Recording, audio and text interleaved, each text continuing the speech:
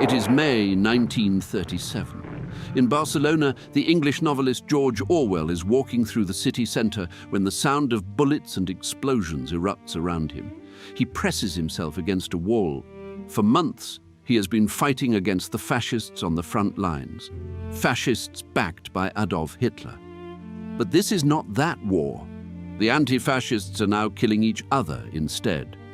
The communists, backed by Stalin, are brutally crushing the anarchists, who have spent months running the city's factories through elected workers, in a revolution that was the first of its kind.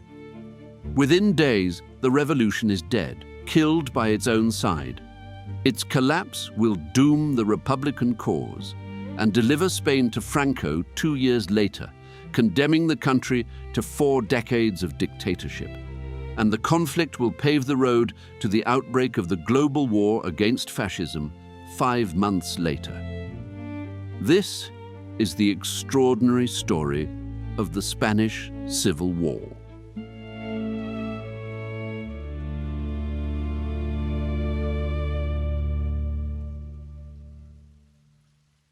Chapter 1. The Tinderbox. Spain had once been the greatest empire on earth. Columbus had sailed under its flag, and the silver plundered from the Americas had fueled its rise as a global power. But that was a long time ago.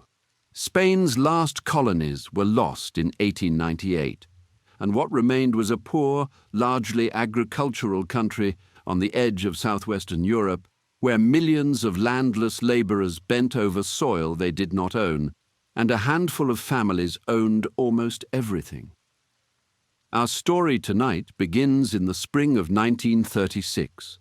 In the fields of Andalusia and Castile, a strange stillness had taken hold.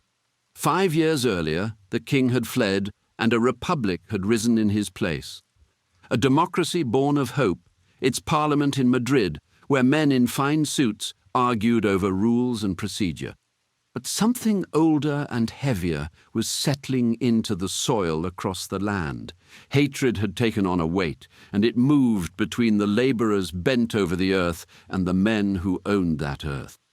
2 men in 2 different corners of the country felt the hate pressing down on them. Their names were Juan and Alberto, and their country was coming apart at the seams. Juan Moreno was 43, and he had spent 20 of those years as a militant. He came from Castro del Rio, a town of 10,000 in western Andalusia that had grown into one of the great strongholds of the anarchists, those radical leftists who dreamed of tearing down both the bosses and the state itself, replacing them with unions run by the workers. During what they called the 3 Bolshevik years, when the Russian Revolution set the Spanish countryside alight with revolutionary fever, Juan and his companions had called 6 general strikes in 18 months. They won a few things, but they didn't bring down the state nor capitalism. To understand the fury in Juan, we have to go back to the boy he once was. His father, a labourer, died coughing his lungs out with tuberculosis, and Juan started work on an estate at 10 years old. The first thing he ever remembered was losing one of the pigs he'd been set to herd and coming home in tears. The foreman docked his ration for it, the little scrap of bacon fat floating in the labourer's stew that was, as one put it, about the only nourishment in the whole pot. The life those men led was one of constant hunger. They slept on straw the animals wouldn't touch, all of them bedded down together in earth-floored sheds like soldiers in a barracks. In spring, the fleas grew so fierce they gave up and moved in with the mules. A good year gave you 8 months of work. A bad one, maybe not even 6. And when the work ran dry, there was nothing, no unemployment pay, no cushion at all. It was small wonder, then, that the CNT had no interest in polite land reform. This was the great anarchist union, the largest workers' body in all of Spain. At its first National Congress in 1932, the union declared that the task of the rural workers was to prepare for the day they would seize the land themselves. Land reform through the state was a distraction. The CNT remained, in its own words, in open war with that state. Juan wanted the whole thing remade. The land must be in the workers' hands, he said, worked and managed collectively by them. This was the idea of anarchist communism, not the state socialism of the USSR with its commissars and secret police, but a society where the workers themselves would own and run the factories and the fields. However, the Republic's land reform meant to hand the estates out in individual plots, and Juan feared that would simply grow a new crop of owners. We'd be back where we started from, he warned. Tomorrow we'd have the bourgeoisie again, and if there was one thing we didn't need, it was the bourgeoisie. The loathing ran deep, and it ran in both directions. We hated the bourgeoisie, Juan remembered. They treated us like animals. When we looked at them, we thought we were looking at the devil himself. The feeling, he knew, was returned in full. Away to the north lay Castile and the Tierra de Campos, some of the finest wheat country in Spain. There, in a village of 800 or 900 people, with adobe houses and no running water, lived a young farmer named Alberto Pasto. His people were prosperous growers, but Alberto had always been happiest among the labourers, raised that way by his parents, his closest boyhood friends drawn from the poorest families in the village. One of his brothers had been among the first to join the Johns, a Spanish fascist party that dreamed of tearing the Republic down and forging a new Spain in its place.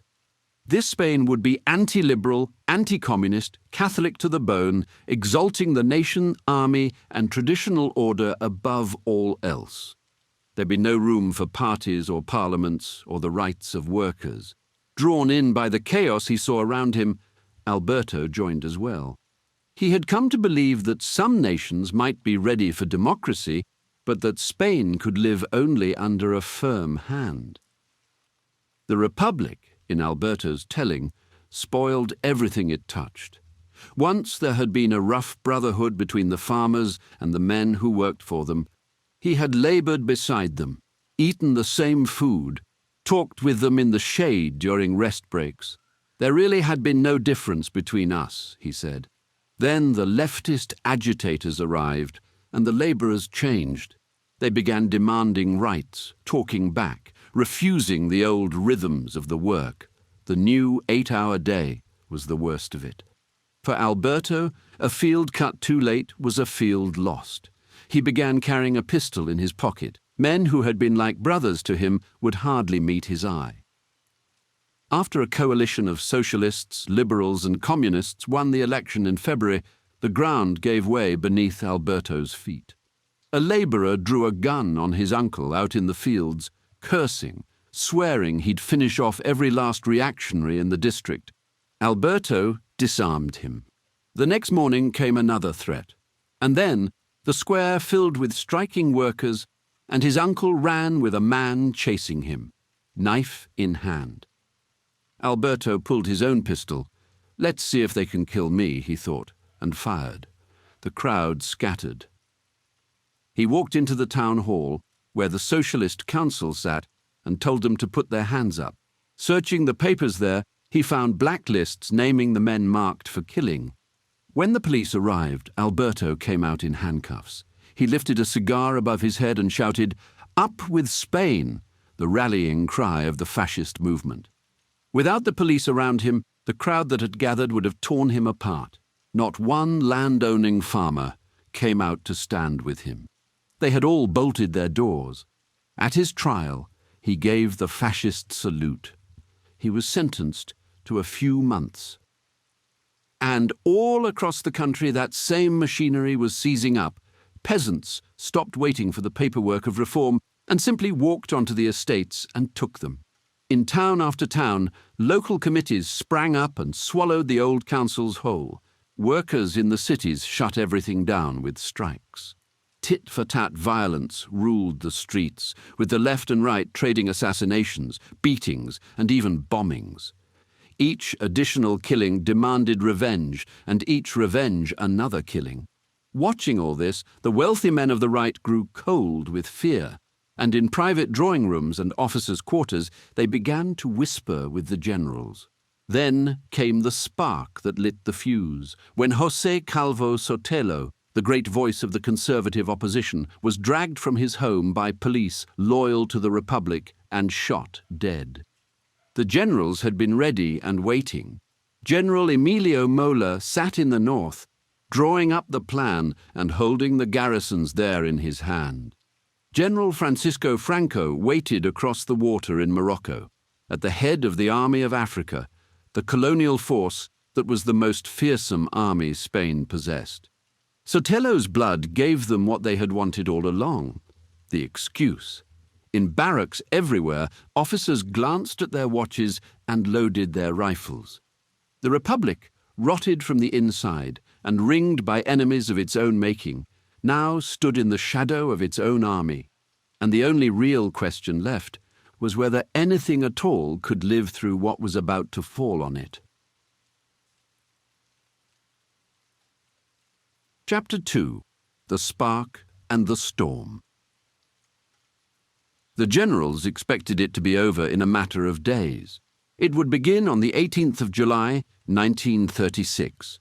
It looked like a clean and orderly thing on paper. A swift rising across the garrisons, a few sharp shocks, and then a military directory would take the reins, a ruling council of generals who would seize the machinery of the state and govern by decree, no parliament, no debate, just orders handed down from above. That was the plan.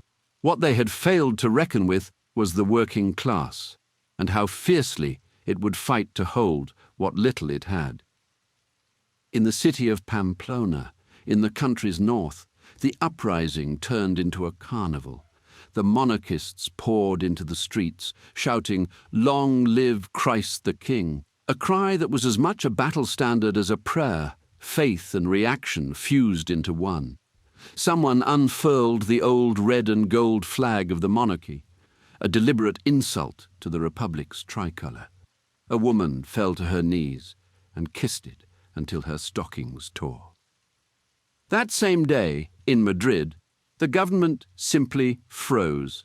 The socialists demanded that arms be distributed to the people before the coup arrived in the city, but the Liberal Prime Minister was having none of it. The War Ministry churned in confusion.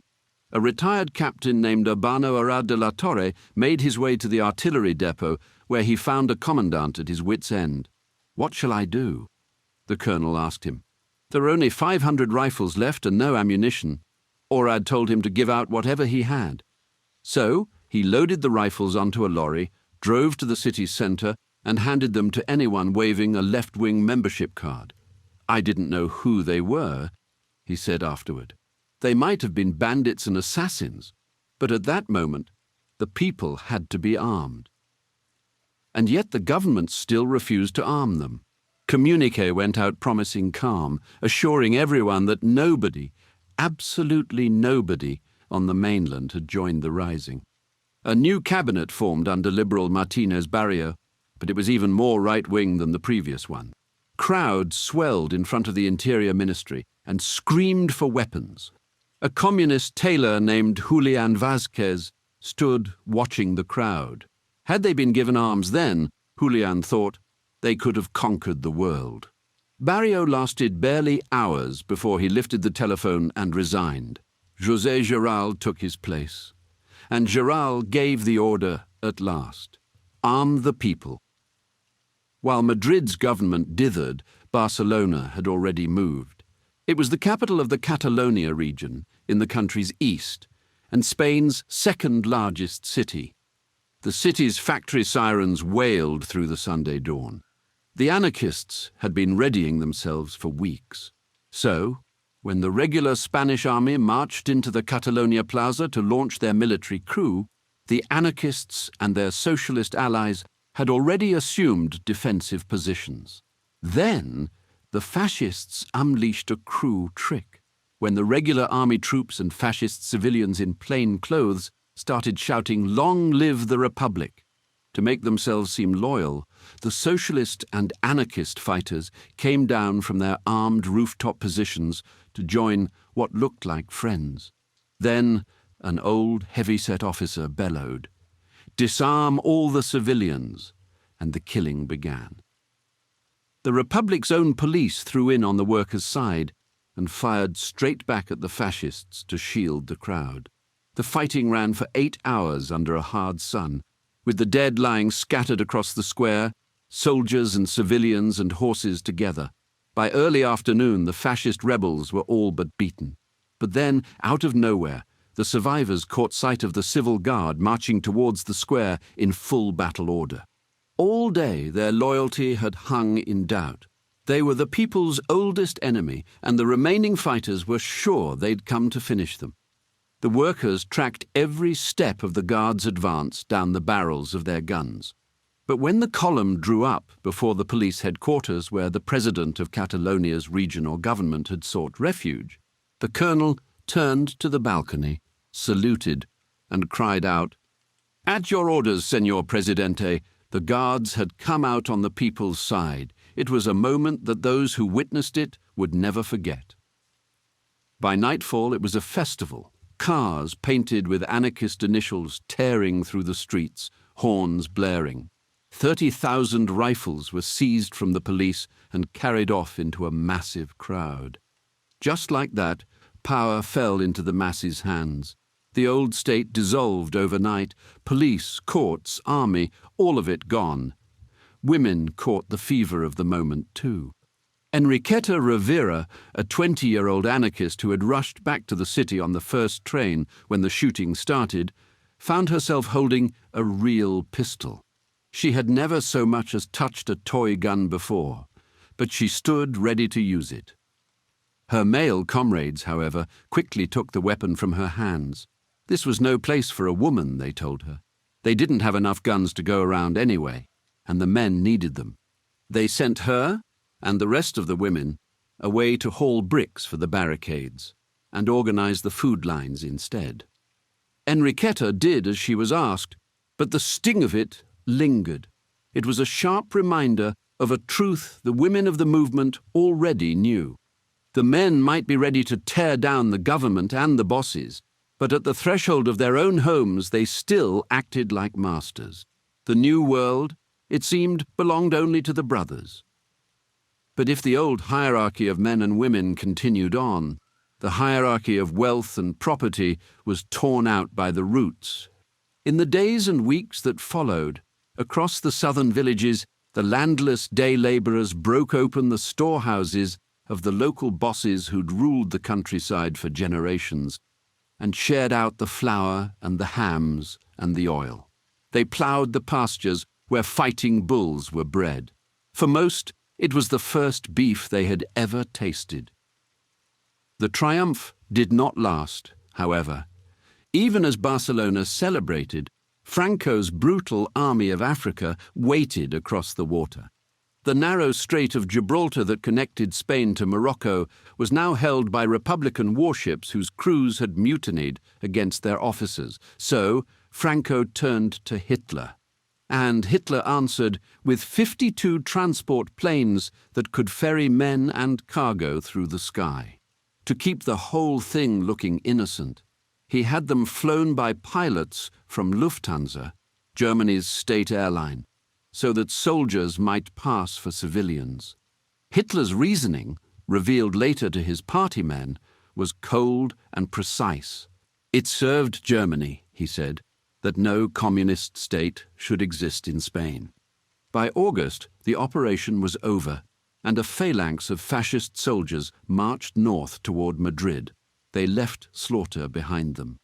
In the city of Badajoz, the walls were breached, and the surviving Republican soldiers herded into the city's bullfighting arena, where machine guns waited by the gate. The American journalist J. Allen counted the dead. At least 1,800 had been killed in the massacre. When the Nationalist Press Service denied the massacre, one of Franco's commanders, Colonel Yagüe, laughed at their denials. "Of course we shot them. Was I supposed to turn them loose in my rear and let them make Badajoz red again?" Their orders had been to spread terror and eliminate without scruple everyone who thinks differently to them. And so the workers held Barcelona and Madrid. The old state melted into their hands, while the fascist legionaries came north behind a wall of fire with German planes above them. Would they be able to hold the city? And what would they have to become in order to live? Chapter 3. Power to the People.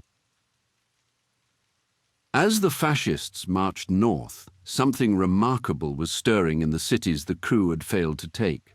The central government had survived, but in the chaos had all but ceased to operate. It gave no orders. It commanded no one, and into that vacuum stepped the workers of the CNT. The anarchists had spent decades dreaming of exactly this moment. They walked into factories whose owners had fled or been shot, and they simply began to run them. Within a matter of days, Barcelona hummed along as it always had. The trams moved. The lights burned. Only now, there were no bosses anywhere to be found. At the España industrial textile mill, one of the largest plants in all Catalonia, some 2,500 workers gathered in assembly.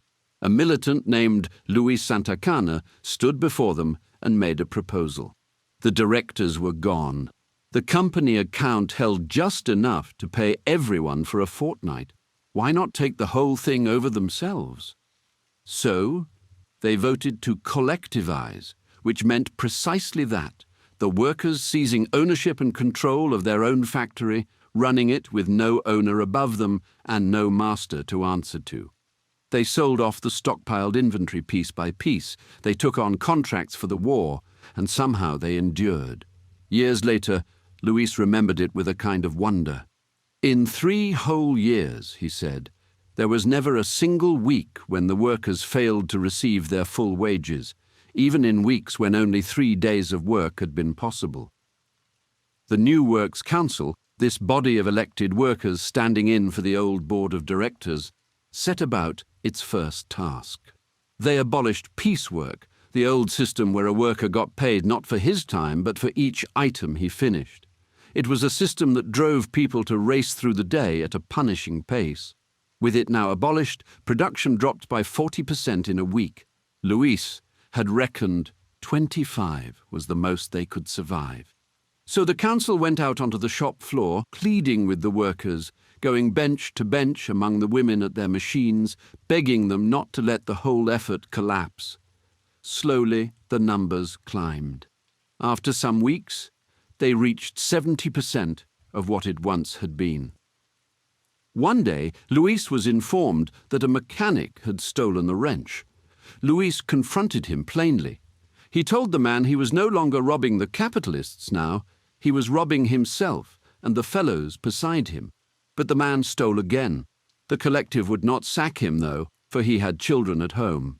Instead, they made him chalk his own name on the factory blackboard with the words beneath, "I have stolen 2 wrenches," the man pleaded. "No, no," he said, "not the blackboard." There were no more thefts after that.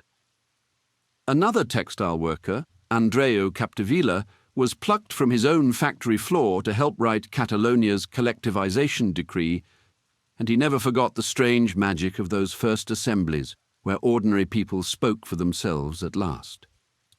It was amazing, he said. Everyone turned into a parrot. Everyone wanted to say what he or she thought and felt, because they knew now that they were in charge, and that they had every right to speak. The decree, approved that October of 1936, simply gave a legal shape to what already existed. Firms of over 100 workers, or any whose owners had fled, were collectivized on the spot. Sorry for the interruption. I'd like to take a moment to thank all our YouTube members and Patreons. Your solidarity translates directly into more videos more often. If you're able to support us, you'll find links to our Patreon in the video description. If not, please like, comment, and subscribe. It really helps other curious minds discover the channel. Thank you. Now, back to the story. Capdevila's own mill had belonged to a British firm, its owners sitting far away in England. The workers now ran the place themselves, and they wanted those British owners to recognize them, to keep trading with them as the factory's new masters. But the British wouldn't even come to the table. When Capdevila asked a Spanish manager why, the answer chilled him. If the owners admitted that workers could seize a factory and run it without them, the man said, then private ownership everywhere was in peril. This was no longer a squabble between one firm and its workers. What hung in the balance was the very life or death of international capital itself. Now, it turned out that in the textile mills of Catalonia, the machines were worked overwhelmingly by women. Yet when the mills were seized, it was the men who pulled up chairs at the new committee tables. When the shift ended, the men went to the union halls to debate the future of Spain, while the women walked home to scrub floors and boil potatoes. The capitalist master had been thrown out, but the radical militiaman still sat at the head of his table and waited for his dinner. A fierce anarchist poet named Lucia Sanchez Sarnil refused to accept this half-drawn world. She and a few others forged a movement called Mujeres Libres, or Free Women. They knew a mother exhausted by the mill and the kitchen could not simply stroll into a political assembly and wield power. So they organized flying daycares, sending young militants into the tight, soot-stained streets of working-class neighborhoods to take charge of the children. They freed the mothers to walk out the door, step into the meeting halls, and finally hear their own voices. They understood that if a woman did not break her own chains, no man in the union was ever going to do it for her. Out in the villages, things went further still. Militia columns carried the revolution along the roads with them. Every village we take, they declared, begins to remake itself along revolutionary lines. And so they did. A committee took charge. Private trade was swept away, and the land and the livestock and the machines all passed into common hands. Churches became storehouses and garages. Money itself was abolished for use within the village. In the town of Fraga, an anarchist newspaper noted that you could scatter banknotes in the street and nobody would stoop to gather them. Rockefeller himself, it laughed, could arrive in Fraga with his whole fortune and never buy a single cup of coffee. In place of wages came coupons tied to the size of a family, and bread and wine and olive oil were handed out freely whenever there was plenty. The family wage became the very badge of these collectives. People were paid according to what they needed, the saying went, and not according to the labor they performed. Yet beneath the romance of it, a blade was hidden. While seizing a massive textile mill from an absentee owner made perfect ideological sense, the revolution soon began to swallow up the lower middle class. Back in Barcelona, the CNT began collectivizing the city's barber shops. An old anarchist militant named Sebastià Clara asked the question that hung over everything. What on earth was actually being collectivized here? A pair of scissors, a razor, and 2 chairs. A barber was not a wealthy capitalist exploiter. He was a small, independent artisan. By stripping these men of their meager livelihoods, the anarchists were alienating the exact people they needed. Every one of those little owners, men who might gladly have fought fascism at their side, now turned against them in terror. Worse than the enemy before you, Clara warned, is the enemy at your back. Josep Costa, who ran the textile union in the industrial town of Badalona just outside the city, watched it all unfold with a dread he could hardly name. He was certain thousands of veteran militants like him could see the whole thing made no sense. But the anarchist leadership could not stop it. The pressure rose up from below, from the mass of workers steeped for years in the union's dreams, who now wanted to tear down all private property, no matter how small. The revolution, Costa said, was like a dog shaking itself dry as it climbs from the water. The Spanish people blindly shaking off 400 years of injustice all at once. And for all its troubles, much of it worked. The factories kept turning, the trams kept running. Bread still reached the tables, and wages still reached the workers week after week in a city that had thrown out its masters and learned to run itself. It was clumsy and uneven, and it was gloriously alive. Yet the revolution had made enemies on every side. Shopkeepers turned quietly into a fifth column, that hidden faction gnawing from within. Communist allies pressed the anarchists to undo what they had built, and Franco's army continued to advance, ever stronger. Could justice stand at all without a unified command, without the iron discipline these men and women had spent their whole lives refusing? The answer would be written in blood. Chapter 4. The Grand Camouflage. By the late summer of 1936, the Army of Africa was moving north through the Spanish countryside, and it moved with terrible confidence. Behind it now stood the workshops of two dictatorships. Hitler sent aircraft. Mussolini sent guns and men. Franco's columns had become a professional war machine, grinding upward toward the heart of the country, while in Madrid and Barcelona the men and women who opposed him could not so much as agree on how to stand in their way.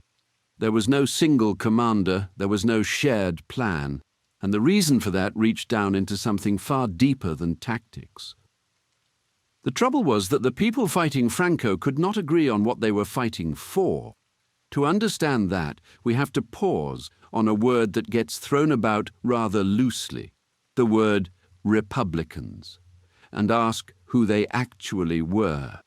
The government sitting in Madrid was an electoral coalition that went by the name of the Popular Front. It was a fragile, contradictory thing, stitched together from middle-class liberals, moderate socialists, and Stalinist communists, each pulling in a different direction. The liberal politicians who held the official seats of power wanted, above all, to preserve a respectable parliamentary democracy. And here was the strangeness at the very centre of it. That official government was frightened, deeply frightened, of the workers' revolution unfolding in its own streets, especially with the anarchists seizing more and more factories and fields with each passing day. What held this uneasy alliance together was a single shared thing, and that was their hatred of fascism. Watching Franco's army come on, they arrived at one desperate agreement. They needed modern weapons, and quickly, from the liberal democracies of the West. So, the Republic turned to Britain and France, hands open, and asked to buy the guns any legitimate government had every right to purchase. It's here you might reasonably expect the story to turn. Britain and France were democracies, after all. The Spanish Republic was an elected government fighting a pack of generals who wanted to tear democracy down. Surely, of all the powers on earth, the great democracies would rush to its side, and yet they did not. They looked at Spain, and what they saw frightened them more than any fascist general ever could. They saw workers running the factories. They saw peasants dividing up the great estates. And they saw churches in flames and committees where the state used to be. The truth is that while Britain and France may have been democracies, the men who actually ran them, the ministers and diplomats and bankers, were men of wealth and property, owners of factories and land and shares. A fascist general, whatever else he was, believed in order and in ownership, but a revolution of working people threatened the entire arrangement that had made such men comfortable. One British diplomat said as much to a journalist without a flicker of shame. The important thing about Spain, he explained, was that it was a civil war, and in a civil war, a man simply had to stand by his own class. There it was, the whole cold calculation, laid bare over what one imagines was a perfectly pleasant lunch. Out of that instinct came a policy with an innocent-sounding name. Non-intervention. A committee of nations, Britain and France and Germany and Italy, all seated around the same polite table, agreed that no one would sell weapons to anyone in Spain. In practice, it was a blockade, but it fell on one side only. The legally elected republic could buy nothing on the open market, while Nazi Germany and Fascist Italy broke the agreement in broad daylight to arm the rebels. France's Prime Minister, Léon Blum, felt the wrongness of it in his bones. He was a socialist, the first France had ever elected, the head of his own popular front, and here he was being asked to abandon a fellow government of the left. He wanted to help. But London made the arithmetic clear. If arming Spain dragged France into war with Hitler, Britain would not lift a finger, and Blum feared that aiding Spain might light the same fascist fire at home. Spain could not be saved, he concluded bitterly, but France could still be lost. Spain's Republican foreign minister watched it all with something close to grief. Julio Álvarez del Valle said that almost to the very end, scarcely a day went by without some fresh reason to hope the liberal democracies might finally recover their senses and let his government buy the arms it was owed. And every single time, he said, the hope turned to smoke in his hands. America closed the door too.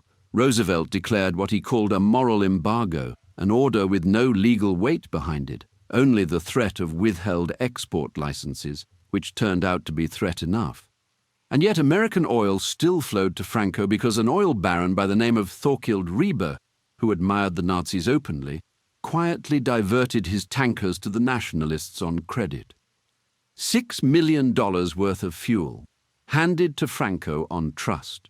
When it came out, Rieber paid a small fine and continued to go about his business. All of this left one man badly cornered, and that man was Stalin. He could not let the Republic collapse, for a Spain under Franco meant a stronger Germany and a France hemmed in on a third border, which would gut the Mutual Defense Pact France and the Soviets had signed only a year before. And yet Stalin could not embrace a genuine workers' revolution either, because that was the very thing terrifying the Western democracies he desperately needed at his side against Hitler. He needed the Republic to live. He needed it to stop looking like a revolution. The answer was a complete reversal. So Stalin handed Spain's Communist Party a new script. If the Republic wanted Soviet weapons, they had to prove to Britain and France that Spain was a safe, tame, bourgeois democracy. The revolutionary aspects of the struggle had to be entirely silenced. The seized land, people's tribunals, militia committees, all of it had to go. Instead, the Communist Party was ordered to align itself with the frightened middle classes, promising to guard their private property and bring back order. There was no socialist uprising, they proclaimed, just a liberal democracy defending itself against fascism. Nothing more to see here.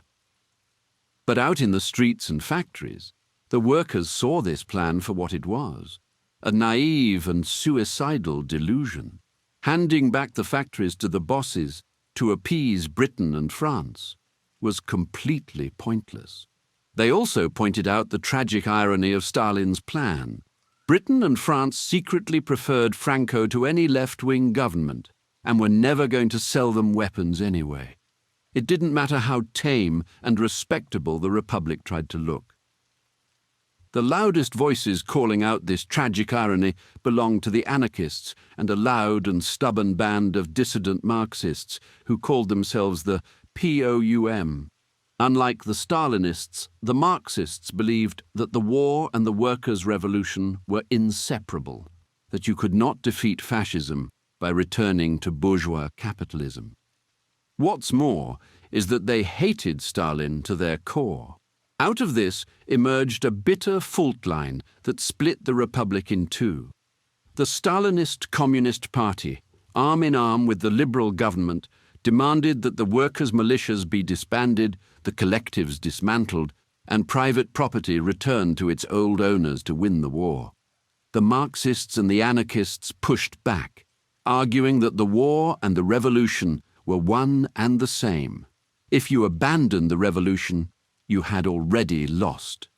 Because the Marxists dared to say aloud what the Stalinists could not bear to hear, naming the camouflage for the counter-revolution it was, the Stalinists came to loathe them, branding them fascist spies and agents.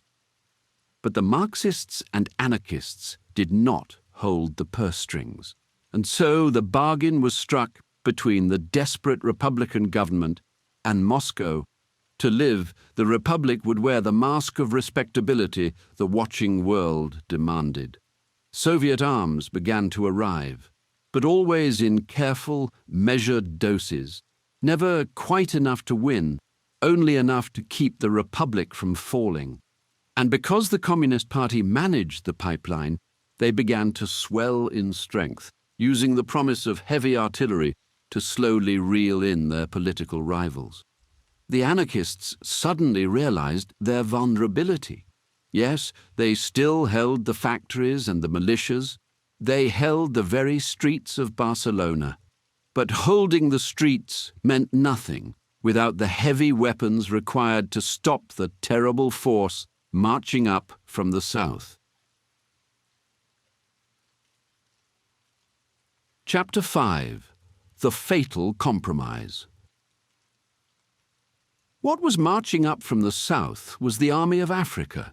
These were Franco's professionals, the regulares, Moroccan troops of the Spanish colonial army who had been hardened in the mountains of the Rif. Veterans of butchery, men who knew how to pacify a place. They were loose on Spanish soil now, and they had orders to leave nothing standing behind them. A boy of 13 watched them arrive in his village near Gibraltar. His name was Carlos Castilla del Pino, and on a July morning in 1936, he was woken by the shooting at 7 o'clock. His uncles dragged mattresses against the windows. Then came the knock at the door. 9 gunshots, he counted them. That was how the militiamen announced themselves. His uncle opened it anyway. 3 men came in. 2 wore white shirts with the sleeves rolled up and red neckerchiefs, and the third had a steel helmet with a saber in one hand and a pistol in the other. They searched the house. One of them found a crucifix hidden under some clothes and shouted, thinking he'd found a weapon, then put it back. They took 3 uncles and a cousin away as hostages. At noon there was another knock. This time a Moroccan lieutenant stood in the doorway and told the boy plainly that his uncles and his cousin had been shot. The women began to scream, and under the cover of all that wailing, Carlos slipped out into the street. In the town square he saw 3 bodies against the pavement, 2 men and a child. One man had stepped outside to see what the noise was, and a soldier shot him. His brother came out, and they shot him too. Then the son came out crying, and they shot the boy as well. Carlos walked past them with his hands raised over his head, though nobody had told him to raise them. The lieutenant had said his uncle Pepe was still alive at the hospital, badly wounded. Carlos found him in a corridor, because the small hospital had only a few beds and everyone was taken. His uncle had 21 bullet wounds in him, 1 in his toes. He knew the boy, recognized his face, and then he died. The next day, Carlos and his cousins went to the cemetery to bury their dead and found it carpeted with bodies, at least 200 of them. They picked their way through, searching for their own, and wrapped them in sheets and laid them in the family vault without any coffins at all. Stories like this one traveled north, faster than the troops who made them. The Army of Africa was announcing itself through sheer horror, and everyone understood the message.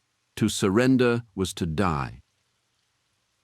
Hundreds of miles to the northeast on the Aragon front, an anarchist column leader named Saturnino Carod watched his own militias bleed against these professionals.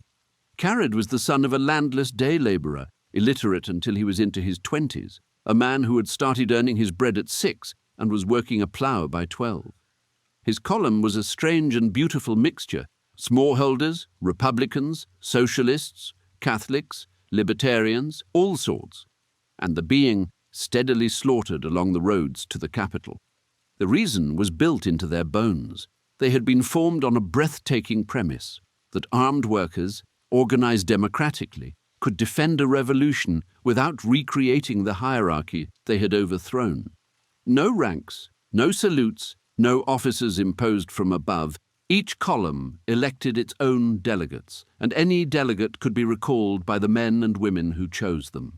It was the proudest thing the revolution had built. It was also why the revolution was dying. There was no single command. Every party, every union ran its own columns. Rifles went not to where the fighting was worst, but to whoever had the right political friends. And the militias had no heavy weapons at all, no artillery, no tanks, no aircraft. While Franco's Army of Africa had all of these, plus German and Italian planes flying unopposed overhead. The beautiful idea had produced fighters who were brave beyond measure, but who could not hold a line, could not coordinate an advance, and could not obey an order they disagreed with. One professional officer, posted to a militia column on the Andalusian front, rang Madrid in something close to despair. "One doesn't obey anybody," he said. "All they can say is that they should shoot their officers." It wasn't long that the anarchist leadership realized that their very fragmentation made them easy prey. They were being sliced apart, sector by sector.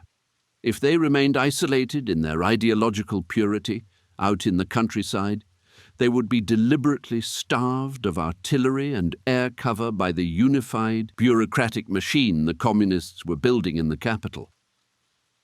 This was the geometry that forced the anarchists' hand. To get the guns, they had to do the unthinkable. They had to officially join the national government in Madrid.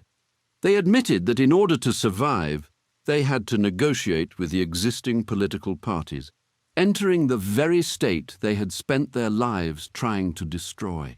That surrender, as one of them said afterward, was the moment their position turned tragic. Once we had compromised, he reflected, knowing that we couldn't make our total revolution, every political party was able to maneuver and plot against us.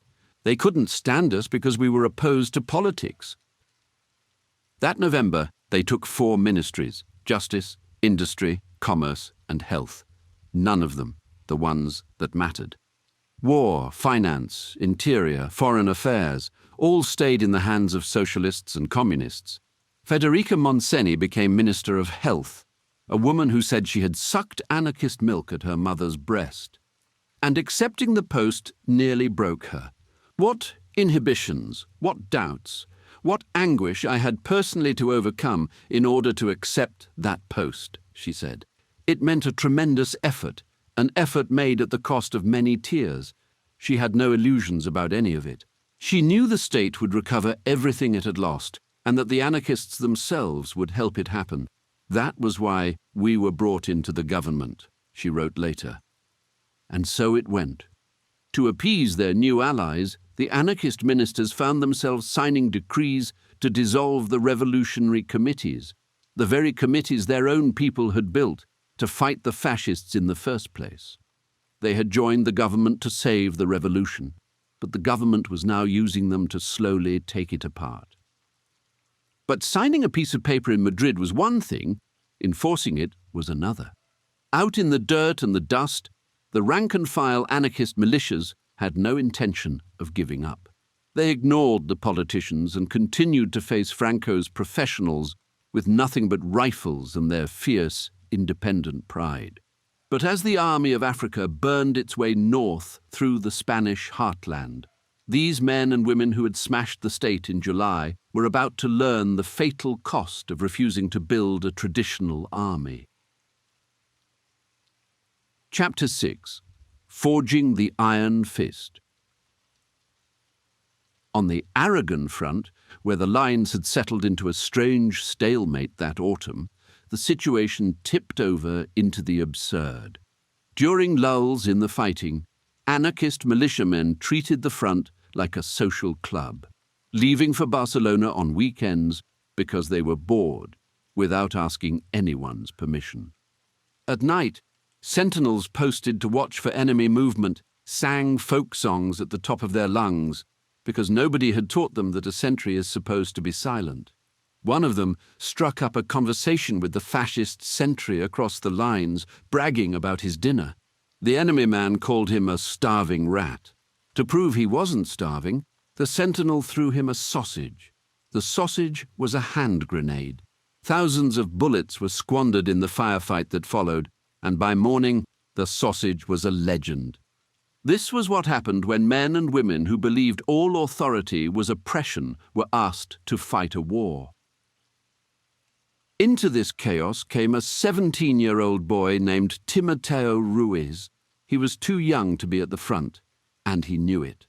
He had grown up in a village where 5 great landowners held nearly everything and 4,000 people held nothing at all. His father was a smallholder who lived on gazpacho and chickpeas. A chicken at Christmas was a big event, Timoteo remembered, and meat was a treat he barely knew. When the generals launched their coup on the 18th of July, Timoteo was out irrigating his father's land at 2 in the morning. His brothers came running from the village with a terrible question. What were they going to do? They had no arms. They had to defend themselves and defend the Republic. The only weapons they could scrape together came out of an old seigneurial house: lances, swords, breastplates, the armor of long-dead men. It was a scene from another age, he said, a war of long ago. By the time Timoteo reached Madrid, he'd heard about the 5th Regiment, the communists' most lethal fighting force. Timoteo wanted in. They made him a corporal almost at once. Every recruit was asked whether he had any military training. Back in his village, a soldier had already conducted drills with the socialist youth, though without any actual rifles. So Timoteo said yes. Right, you're a corporal, he was informed. His company shouldered a batch of Mexican rifles and marched out of a former convent toward the front. What he saw on the road unsettled him. Cars and lorries painted with the letters of the Anarchist Union came rolling back from the fighting, and the men aboard said they were returning home to sleep. Timoteo could hardly believe it. Was that possible? In the middle of a war? At the front, only his own regiment showed any discipline, and even that they had imposed on themselves.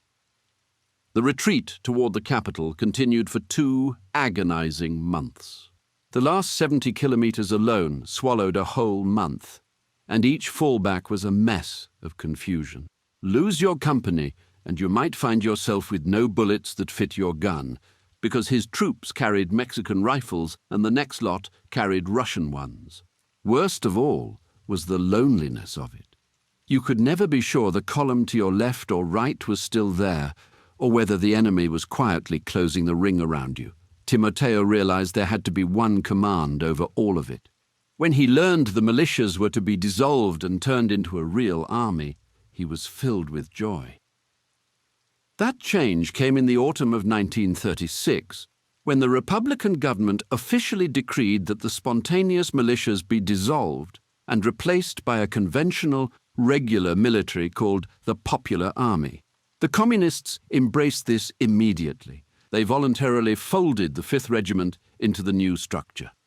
But the anarchists fought the coming militarization with everything they had. For them, a regular army meant the death of the revolution and the return of the rank, hierarchy, and salute they despised.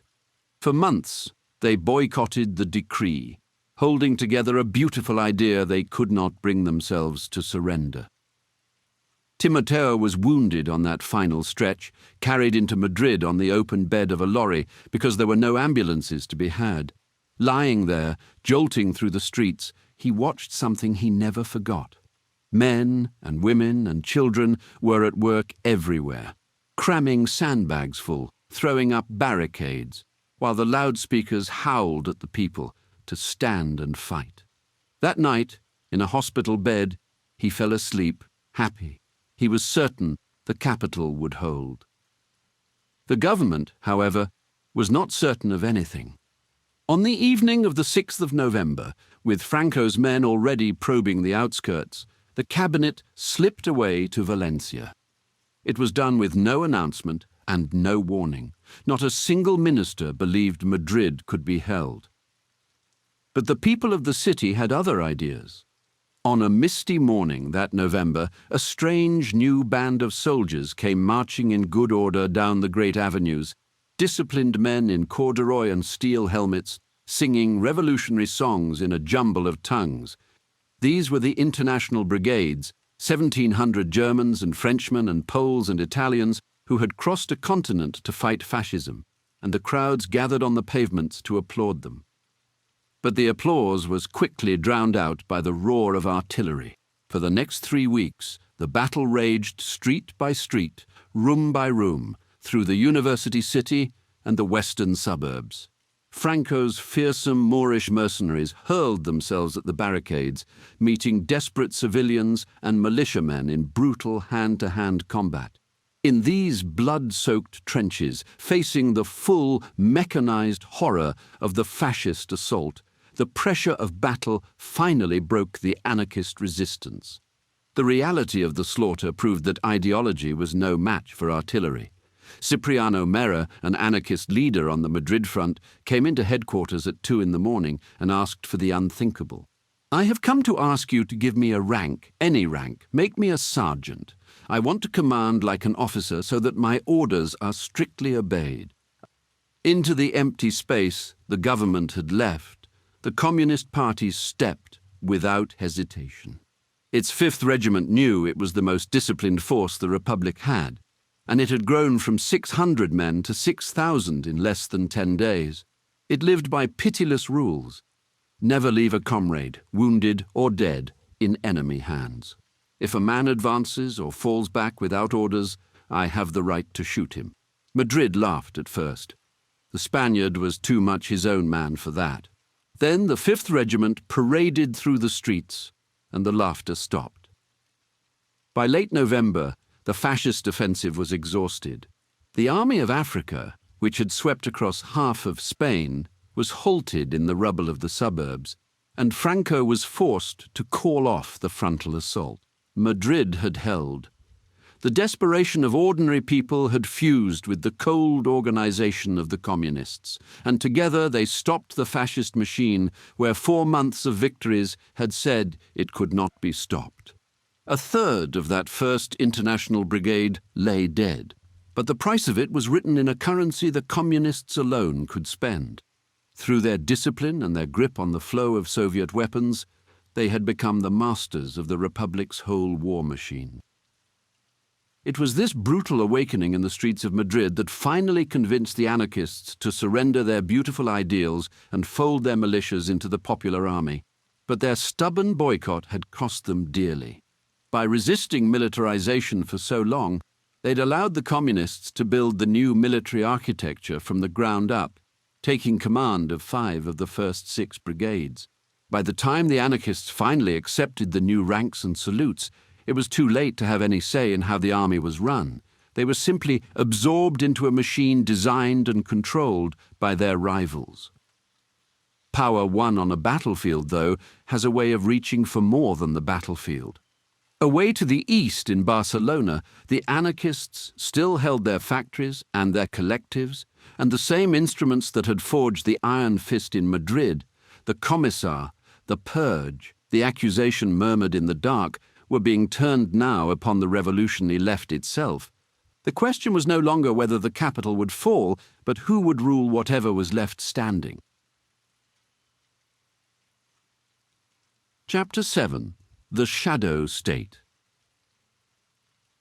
In the wake of its heroic defense of Madrid, the Communist Party found itself lifted high on a wave of public gratitude it had never known before. Before the war, they had been a fringe faction in Spanish politics, holding a mere 17 seats in Parliament and perhaps 40,000 members scattered thin across the country. Now, having saved the capital, they stood at the centre of everything. With prestige came leverage, and the communists knew exactly how to spend it. Their message was singular and hard as iron. The time had come for the final total sweep of the anarchist revolution. Yes, the anarchists had already surrendered their militias to the popular army, and the old state machinery had quietly begun to reassemble itself. But out in the villages and the factories, local anarchist committees still held out, clinging to the last remnants of their new world. The communists declared that these remaining committees were a rival power, and they were the reason the Republic was losing the war. You could not tolerate troops debating orders before obeying them. If the soldiers in the trenches of Madrid had paused to hold a vote on whether to attack, the communists argued, Franco would already be sitting in the capital. To win, the Republic needed order, discipline, and a state strong enough to impose both. The anarchist committees stood in the way of all three. But under the guise of establishing this order, something much colder was taking shape. A shadow state was rising up inside the Republic, an apparatus that answered not to Spain, but to Moscow. Soviet generals began to run their forces as they pleased, operating almost untouched by the Spanish War Ministry. And behind them came the NKVD, Stalin's secret police, working out of the Soviet embassy and operating entirely outside Spanish law. This growing Soviet overreach began to alarm Spain's Prime Minister, Francisco Largo Caballero. Caballero was not a communist, but a veteran trade unionist from the country's traditional Socialist Party. The communists had initially opposed his appointment to the premiership, well aware that his sympathies lay with the revolutionary elements of the left they were trying to bring to heel. Unable to prevent his rise, the Soviets could only hope to pressure him into becoming a compliant frontman. But Caballero was a proud, stubborn man, and he had no intention of letting Moscow run his country. And yet, the Soviet ambassador, Marcel Rosenberg, carried himself less like a diplomat than a governor sent to rule a province. He called on Largo Caballero every single day, with the visits stretching on for hours as he instructed the government how to run its war. For a time, the elderly prime minister endured it. Then came the day he could not. After hours of what he called insolence, he rose from his chair, brought his fist down on the marble of his desk, and pointed at the door. A socialist member of parliament recorded his words, "Get out, get out. You will have to learn, Senor Ambassador, that although we Spaniards are very poor and need help from abroad very much, we are too proud to let a foreign ambassador attempt to impose his will on the head of the government of Spain." It was a magnificent moment, but it changed almost nothing. Largo Caballero was already surrounded, and he knew it. His allies had been peeled away from him one by one, slowly drifting into the communist orbit. It wasn't long before Stalin himself reached directly into Spanish affairs. He sent someone to ask whether the Prime Minister would agree to merge the Socialist and Communist parties into one. The answer was a single word: no. That refusal was the starting gun. The whispers began, drifting from mouth to mouth. The words stupidity and vanity and senility passed along like coins. The men around him were no match for advisers schooled in the Stalinist craft of splitting one organization off from another and grinding down whoever stood in the way. As the communists and the Prime Minister fought over who would command the Republic's armies, the armies themselves were left to rot. The War Ministry sat paralyzed between the two sides, unable to make a decision that wasn't first a political one. Requests for supplies became tests of loyalty. If you belonged to the right faction, the ammunition arrived. If you didn't, it didn't. In the middle of this dysfunction, a military officer named Martín Blasquez kept filing requests for the Army of the North. These were the Basque forces, the fiercely independent people of the northern coast. They'd been cut off since the first weeks of the war and holding their own front with almost nothing. But the communists in the ministry rejected every single request. Let them look after themselves, Blasquez was told. The Basques were too independent, too Catholic, and far too unwilling to become communist puppets to fit into the centralized state Moscow was building. And the Prime Minister was too besieged to override the blockade, and so, while the coalition that had saved Madrid rotted from the inside, a new kind of terror gathered far to the north. where Franco's armies and their German allies were about to hurl themselves at the weapon-starved Basque country. This time, the killing would fall out of the sky. Chapter 8. Terror from the Skies. In early September of 1936, a border town called Irun went up in flames. It sat right on the French frontier, in the Basque country, that stretch of northern Spain and southern France, where a distinct people had lived for longer than anyone could remember. The Basques had their own language, their own customs, and a long ache for self-rule that Madrid had never quite satisfied. It was here that Franco's forces closed in. The town's defenders, knowing they could not hold it, set fire to what they left behind. When the smoke cleared, the border with France was sealed shut. 10 days later, the town of San Sebastian fell without a shot. The Basque nationalists gave it up rather than see it burn, and so the Basque country found itself cut off. To reach the rest of Republican Spain now, you went by sea or you went by air, and that was all. The surrender pushed the front 60 kilometers west, almost overnight, right up to the edge of Vizcaya, the last Basque province the Republic still held. And in Bilbao, the capital of that province, the middle classes seemed not to notice the war at all. People were strolling down the Gran Via in their hats, as though it were any ordinary afternoon. The churches stood open. Priests walked the streets in their cassocks. Everyone was as well dressed as ever in their English-style clothes. For the next 6 months, that front held. Franco's attention was fixed on Madrid, where his armies had been battering at the city since November, trying and failing to break through. It was only after that failure that Franco turned north with everything he had. By the spring of 1937, 40,000 men under his command were gathered for the assault on the Basque country. Emilio Mola, one of Franco's generals, opened a campaign with a threat he made sure the whole world heard. "If submission is not immediate," he proclaimed, "I will raze all Vizcaya to the ground, beginning with the industries of war. I have the means to do so." Those means flew in from Germany. The pilots and soldiers of the Condor Legion treated the Basque country as a laboratory. Here, the Nazis could practice the coordinated air and ground attacks, the dive bombing, the saturation bombing that Germany would one day fold into the Blitzkrieg, the lightning war of the years to come. The German commanders advised General Mola that nothing was unreasonable if it broke enemy morale, and broke it fast. The offensive opened at the end of March. In Durango, a town of 10,250 people died in a single day. Bombs came down on 2 churches during communion. A chaplain named Father Bassabilotra hurried into the town and watched the grey planes wheel overhead for a second pass, grey and beautiful and sinister all at once. At the cemetery, survivors were climbing out of the coffin niches in the walls, where they had hidden to stay alive. He understood then what the planes were for. They've done this to demoralize us at the front, he thought.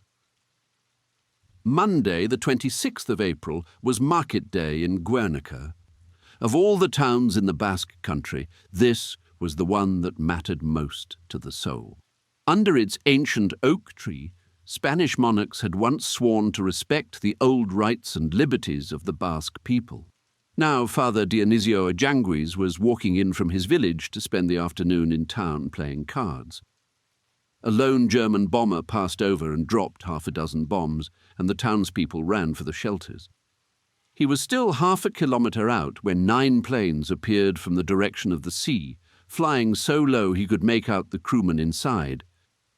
He threw himself flat as the bombs began. Ignatia Ozamiz, 4 months pregnant, had already crowded into a shelter beside her house in the town, a patio roofed over with sandbags, now packed with 150 people. Bombs struck the hospital nearby and killed 25 children. Her 3-year-old wept against her. "Mother," he cried, "take me out." I can't breathe. Someone drove a cow in through the door, and it began to shriek, and the smoke came in with it, and they could hardly see one another for the smell and the dark. The soldier at the door let no one leave. One man begged to take his child out into the air. He was pushed back inside. For 3 hours it went on. From a hill above, Father Ajungwis watched the roofs catch light one by one, and then he watched the fighters drop down to machine gun the women and children fleeing across the open plain. When Ignacia finally came out, the whole town was burning. A correspondent for the Times of London, George Steer, was among the first reporters to reach the ruins, and his account went out to the world on the 28th of April. 3 hours and a quarter, he wrote, of German bombers and fighters unloading without pause and gunning down the civilians who had run for cover. Franco's press office denied that any bombing had happened. When that became impossible to maintain, they announced that the Basques had dynamited their own town. Later, an American journalist named Virginia Cowles pressed a nationalist staff officer on it directly. He gave up the pretense. But of course it was bombed, he told her. We bombed it and bombed it and bombed it, and fine, why not? The horror of it broke something in the Basque soldiers. Saturnino Calvo, a young communist miner posted barely 10 kilometers off, watched the ambulances stream along the road below. The effect of Guernica on the soldiers of my battalion was much worse than if they had been in combat, he said. To know that women and children were dying behind the lines, in the safe places, terrified them in a way the front never could. That was the terror from the sky. But the terror on the ground, in the towns and provinces swallowed by Franco's advancing army, was far more methodical. In the lands that the fascists conquered, life quickly settled into a chilling graveyard order. The chaos, the strikes, and the land seizures of the Republic were wiped from the earth. In their place came a meticulous, scientifically organized clean-up of the working class. In Andalusia, working-class women had their heads shaved, were force-fed castor oil, and were paraded through the streets in their underwear to break the spirit of the neighborhoods. In cities like Valladolid, tram company garages were converted into overflowing prisons. Every dawn, firing squads went to work in what has been described as a festival of revenge. The executions became such a popular morning spectacle for the local bourgeoisie that vendors actually set up stalls to sell coffee and churros to the crowds watching the killing. No one knew the exact numbers then, but history would eventually count the victims of Franco's firing squads in the tens of thousands. Alberto Pasto, the young farmer who had joined the fascists in the first days of our story, watched this bloodbath unfold. Alberto was a fascist, but he didn't see himself as a murderer.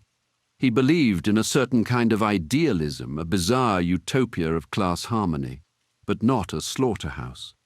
In his home village of Tamariz de Campos, he physically stood between the execution squads and the locals. I wouldn't tolerate it, Alberto recalled. From the start, I said, you will answer with your lives for any killings that take place. Tamariz must be the only village around here where no outrages were committed. But Alberto was just one man, and he was beginning to see the bitter truth of Franco's crusade. The fascist revolution he dreamed of was a mirage.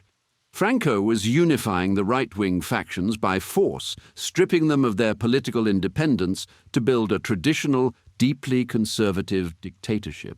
The result was that in land retaken by the nationalists, the old money that had ruled before the war was simply put back in charge. The landless labourers who had once terrified Alberto now worked the fields from first light to last without a word, and the wealthy landowners who had bolted their doors in the spring strolled out again to look over the harvest. Alberto was becoming increasingly disillusioned by it all. This wasn't the promise of fascism he had signed up for. Instead, he realized he was fighting for a national syndicalist state of provisional lieutenants under the command of the military and the clergy, and he was no longer so sure it was worth fighting for. But across the trenches, the Republic was watching. As more and more of the North fell to Franco's mechanized terror, the weight of the unfolding disaster settled something in the communist leadership, but not in the way of doubt.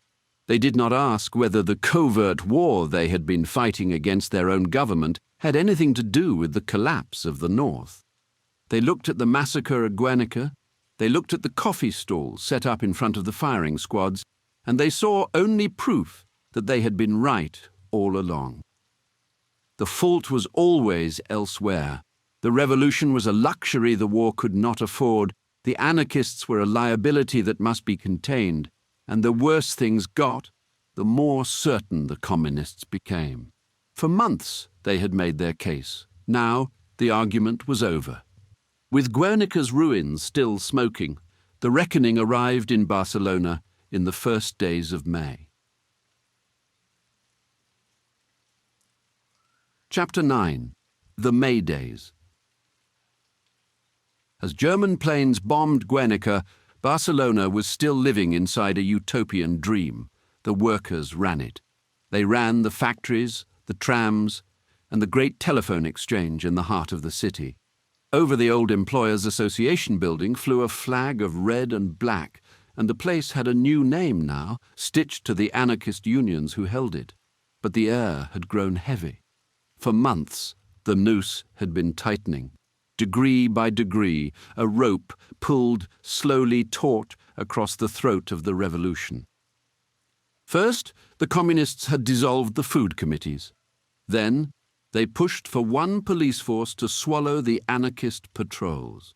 And in early April, they laid it out plainly in a plan they called Victory, calling for all the guns in Catalonia to be gathered into the hands of the state. The anarchist paper answered back. Too many concessions had been made already, it said, and the moment had come to shut off the tap. The rupture arrived on a Monday, the 3rd of May, a week after Guernica. At 3 in the afternoon, a man named Eusebio Rodriguez Salas drove into Catalonia Square with 3 truckloads of assault guards behind him.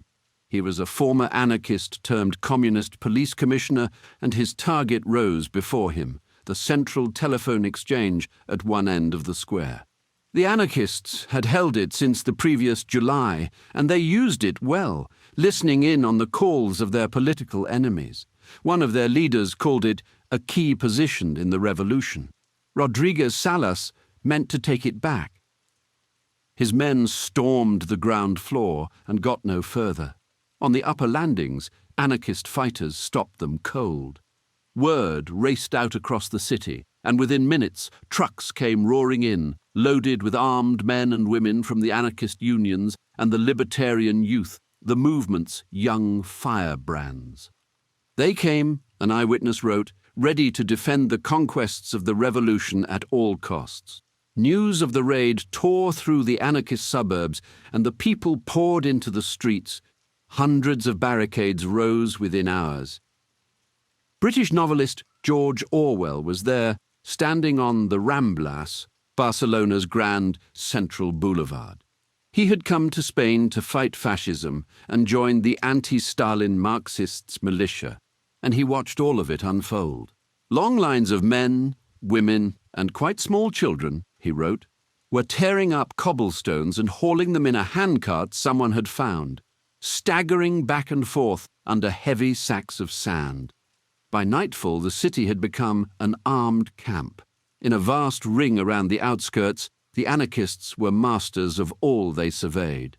Deeper in, among the narrow lanes of the Gothic quarter, the old stone heart of the city, the two sides stood more evenly matched. In Catalonia Square, the anarchists held the telephone exchange, while across the way the communists dug into the Hotel Colón, their machine guns raking the open ground from the windows. That night, behind those barricades, a terrible question hung in the smoke. The leaders of the Marxists met with the anarchist committees and pressed them hard. The Marxists were fighting for their physical survival. For months, the communists had been running a vicious campaign to exterminate them, and the Marxists knew the massive anarchist union was their only remaining shield. If the anarchists surrendered the streets, the Soviet-backed police would annihilate the dissidents. But it wasn't only that. To the Marxists, victory seemed entirely possible. The working-class suburbs and the vast majority of Barcelona were already in anarchist hands. This is the decisive moment, they argued. Either we consolidate the power we already hold and crush the Stalinist enemy within, or the revolution collapses and we all die. But the anarchist leadership was afraid. Not of the fighting. They had never been afraid of that. It was what would come after that held them. For months, they'd endured the communists dismantling the revolution through the power of the state. But if the anarchists seized power now, the communists would likely rain down their full military might on the city. The Popular Army, the assault guards, the Soviet-backed brigades, all the forces that were supposed to be fighting Franco, would be turned loose on the anarchists instead. The Republic would split apart, and Franco would walk into the wreckage. Better to hold the coalition together, the leadership reasoned, even if the coalition was choking the revolution to death. But there was something deeper than fear. It was the very thing that made the anarchists what they were. They did not believe in state power at all. They had never believed in it. Their whole philosophy was built on the idea that the state, any state, even one run by anarchists, was the thing they were fighting against. You could not abolish the state by becoming the state. They'd proven their dedication to this idea 10 months earlier, when the Catalan president had offered them power over the city. Instead, they had joined a committee, sharing power with the very parties that were now trying to disarm them. Now, in May, with the barricades up and the fighters waiting for the word, they refused again. They would not become the thing they had spent their lives fighting. So they made no decision at all. Their one demand was that the police commissioner who had lit the fuse be removed. Through the night, the government debated what was to be done. 2 anarchist cabinet ministers argued against the communists and other Republicans who wanted the state to take over public order in Catalonia. It was a tumultuous debate, but by the end, they lost the cabinet vote when it was taken. The 2 ministers then rushed to Barcelona to negotiate a ceasefire in person, arriving as the city entered its second day of gunfire. The communist press, meanwhile, was already calling the anarchist resistance a fascist putsch. The anarchists were agents of Franco, the communists declared, and the government had to restore order. The fighting continued through the night in fits and starts, neither side willing to fully commit, neither side willing to stand down. Tuesday morning came, and then the noise. Orwell heard it as a single roar, machine guns and grenades and mortars from both sides folding together into one. This devilish din, he wrote, echoing from thousands of stone buildings, went on and on like a tropical rainstorm, and it never stopped while daylight lasted. At 2 o'clock, the anarchist unions went on the radio with their first plea. Workers, they said, we are attacking no one. We are only defending ourselves. Lay down your arms. We are brothers. If we fight among ourselves, we are doomed. Then the anarchist leadership went even further. They ordered their own fighters to cease fire, but the communists did not stop. The machine gun fire kept pouring into the anarchist positions, and the men and women behind the barricades were told to hold their fire and take it. When the order came, one anarchist wrote, some comrades felt it was a kind of treachery to let the assassins slip away unpunished. Diego Abad de Santillan, a leading voice of the movement, remembered it later with a heavy heart. He had heard comrades weep with rage down the telephone line, he said, when the committees told them not to shoot, though the machine gun fire was pouring in on them. By Wednesday, it was slipping away. The central government took control of public order across Catalonia and, with a stroke, dissolved the region's cherished right to govern itself. The Catalan president gave it up without a word of protest, his fear of the anarchists heavier than his love of home rule. The anarchist secretary went back on the radio, pleading with the fighters to go home. This is not the moment, in front of piled-up corpses, to argue who is right, he told them. Vanish from the streets with your weapons. If our own assembly later decides we deserve to be shot, then shoot us. But now you must obey. And they did obey. A young fighter named Eduardo Pons Prades wept behind his barricade as his own leaders' voices ordered him to lay down his rifle. All across the working-class districts, men and women who could have swept the last resistance from the city and taken the whole of Barcelona instead put down their guns or simply melted away into the dark, disillusioned, feeling their revolution run out between their fingers like sand. By Friday, it was over. At dawn, the unions called everyone back to work, and that evening, 1,500 assault guards marched in unopposed, with the federal militarized police right behind them. Within days, 12,000 more poured in behind them. The reign of the anarchists in Catalonia, the very citadel of their movement, had been broken. The workers who had held the streets and the factories and the barricades had surrendered, but not to Franco. They had surrendered to their own government. The guards paraded through the city to cheering crowds, and the barricades came down stone by stone. Yet the victory the communists had won was not only a thing of rifles and machine guns. It was the excuse they had waited for. Now they could unleash the full power of the Republican state to crush the Marxists and the anarchists, utilizing all the dark arts of secret police and political terror that had been perfected in Stalin's Great Purge. The Great Revolution, already bleeding from 1,000 concessions, would now be taken apart factory by factory, patrol by patrol, decree by decree. And the men and women who had wept behind the barricades would live to watch it die in a stillness the Republican state itself had imposed.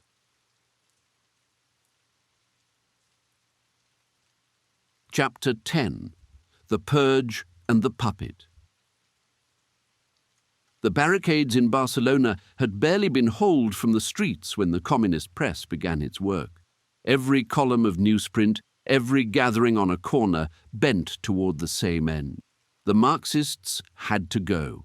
On the 9th of May, the communist secretary José Diaz climbed before a crowd and spoke their name aloud.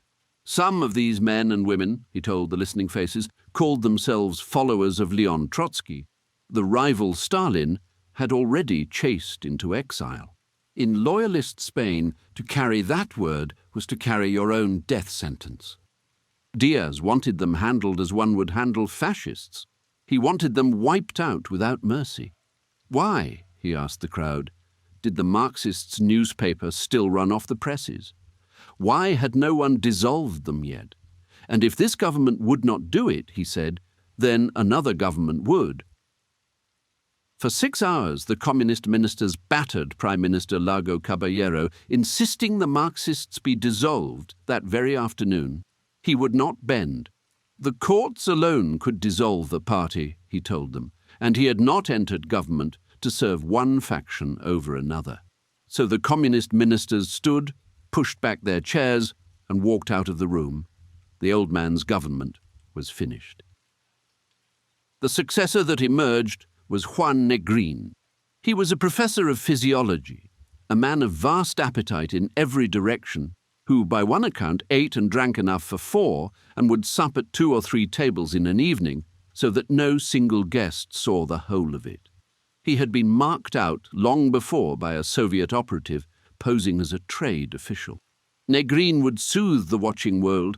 He would speak no frightening word of revolution, and he would go along with Stalin to keep the guns and the gold arriving. When the communists came to offer their backing, Negrin gave them a curious answer. "You realize that I'm little known, least of all popular," he said.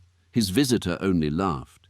Popularity, he assured the doctor, could be manufactured, and the communists had nothing so well organized as their machine for building and demolishing reputations. "But I am not a communist," Negrin protested.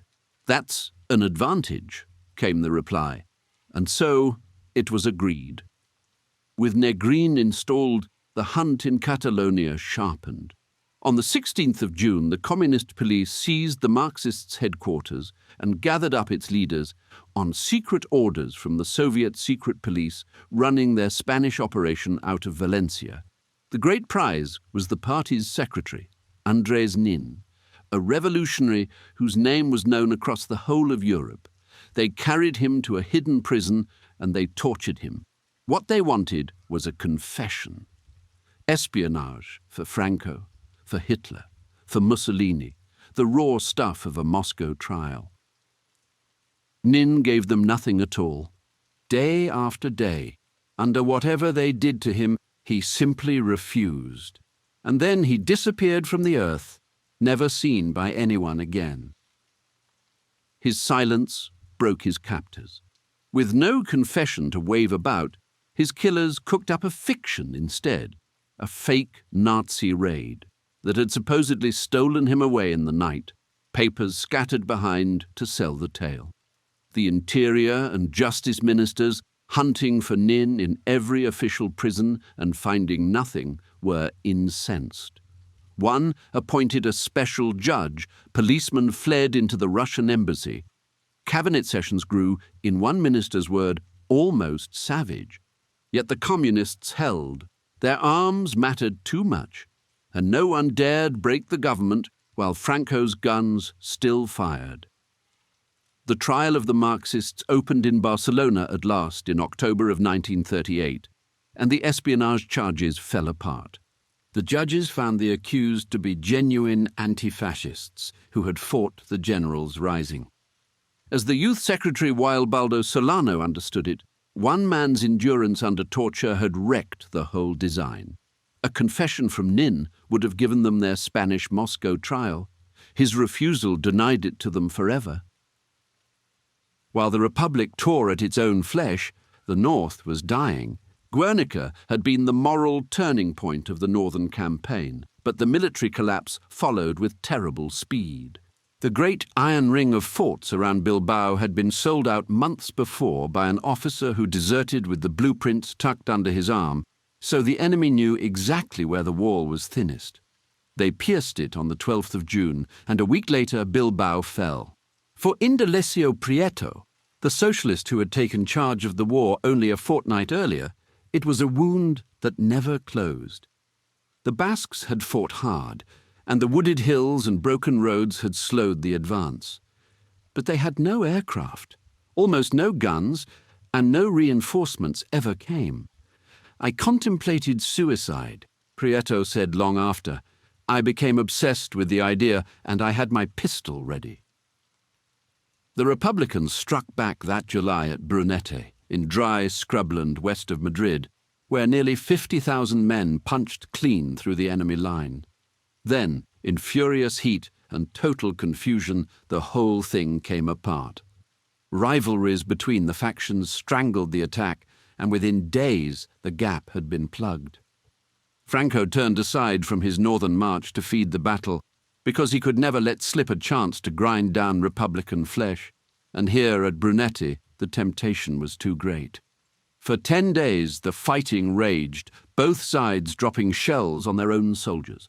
When it ended, the Republic had bought only a few weeks and lost 20,000 of its finest troops. After that, the North simply unravelled. The Republican defenders were trapped against the sea, entirely cut off from the rest of the country and completely bereft of air cover. Against them, Franco hurled an army of 60,000 men and their Italian allies, amply supplied with tanks and heavy artillery. German bombers flew unopposed overhead, saturating the disorganized, exhausted militias. Santander, an elegant resort on the coast, fell in late August. Its dispirited Basque defenders overwhelmed by Italian troops who marched through the streets holding aloft enormous portraits of Mussolini. By the 21st of October, Gijón and Avilés in Asturias had gone too. The whole northern coast had passed into Franco's hands, its iron ore and its factories now turned against the very republic that had raised them, its skies given over entirely to German bombers. 100,000 prisoners were folded into his ranks, and the war tilted further toward the men who had begun it. While the front collapsed, the counter-revolution behind the lines was finishing what the communists had begun in Barcelona. The May Days had broken anarchist power in the streets. Now, in August, they would break it in the fields.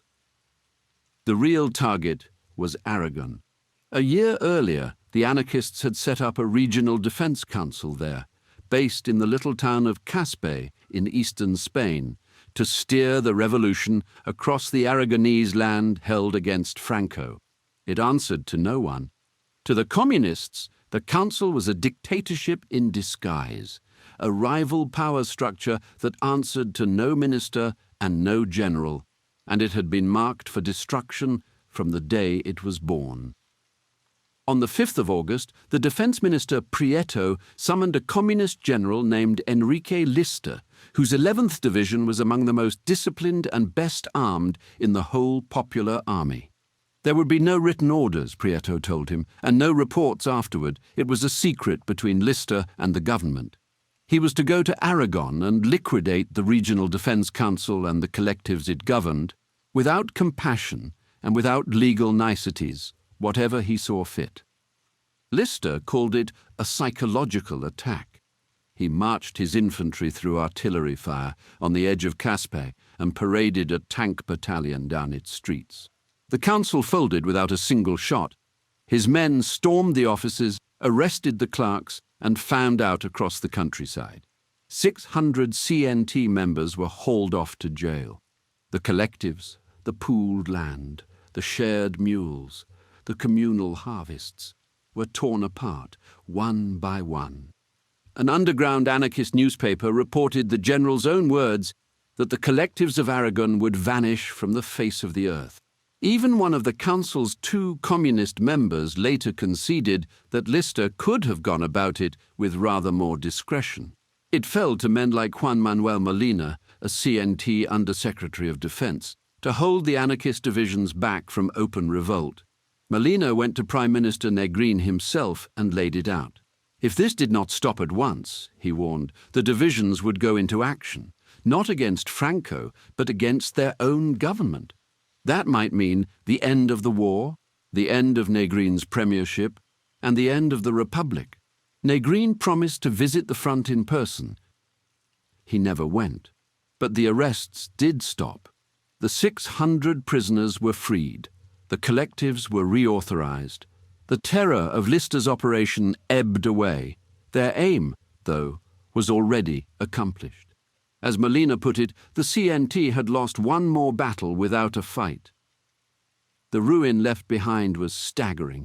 Even a communist who ran the Institute of Agrarian Reform, the body meant to oversee the land, later called it a grave mistake that threw the countryside into chaos. Work in the fields all but stopped. A quarter of the land went unprepared for sowing. The peasants who had once worked the soil with fire in their blood now worked it with the sullen heaviness of the beaten. Even with the collective farms reauthorized, the spirit that had driven them was gone. A whole season's worth of crops had gone unsown in the chaos the communists had unleashed upon the countryside. The anarchist historian José Peirats caught the bitter irony of it all. This time it was Franco who reaped the harvest. The communists had done his work for him, and when his armies finally reached Aragon the following year, they found a countryside already broken from within. And so the last great pillar of the revolution came down. The Marxists' leaders executed, the CNT shoved aside, the Council of Aragon scattered by tanks rolling through Caspe, the collectives broken and then half-heartedly restored, but dead in everything but name. The Republic was centralized now, militarized, bent to the wishes of Moscow, and across the wire, in the cold, Franco simply waited and watched the Republican zone turn upon itself and feed. Chapter 11. The Grip of the Secret Police. In the last weeks of 1937, something remarkable happened in the hills of Aragon. Republican forces took the small inland city of Teruel about 180 miles east of Madrid. It was their first real offensive victory of the whole war. For a moment, the mood in the Republican camp lifted. Here at last was proof that the Popular Army could strike, could win, could take pressure off the capital and show the world it had teeth. And then the weather turned, and Franco turned with it. His forces came back in force, with 4 times the aircraft overhead, in a cold so brutal that troops who had drunk to stay warm froze in their sleep as the alcohol wore off. Within 2 months, the city was lost again, along with more than 60,000 Republican casualties. The exultation that had swept the camp drained away overnight, and something colder settled in its place. By the 15th of April, 6 weeks into Franco's push, his forces reached the Mediterranean at Vinaròs, a coastal town in Castellón. It was the culmination of a massive blitzkrieg-style offensive through Aragon, sweeping rapidly down the Ebro River valley, reaching the sea, split the Republic clean in 2. Catalonia, the last great stronghold in the northeast, was now physically severed from Madrid and Valencia. It was a devastating blow, and yet Franco did not press it home. Why had he simply not taken Barcelona as well, many wondered. Between the 2 cities there were no Republican forces left at all. The answer may have lain far to the north. Hitler had swallowed Austria that same March, and was already leaning on Czechoslovakia over the Sudetenland. A Spain that kept bleeding kept Britain and France looking the wrong way.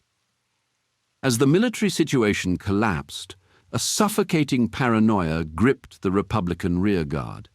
To hunt down fascist spies and defeatists, the Defense Ministry had created the SIM, the Military Investigation Service. But almost immediately, the Communist Party and the Soviet secret police hijacked the agency, transforming it into a weapon of political terror. Their goal was no longer just to catch fascists, but to exterminate the remaining anarchists, silence the dissident Marxists, and enforce total Soviet-style obedience across the Republic. The SIM ran secret prisons, tucked sometimes inside grand mansions behind formal gardens and iron railings.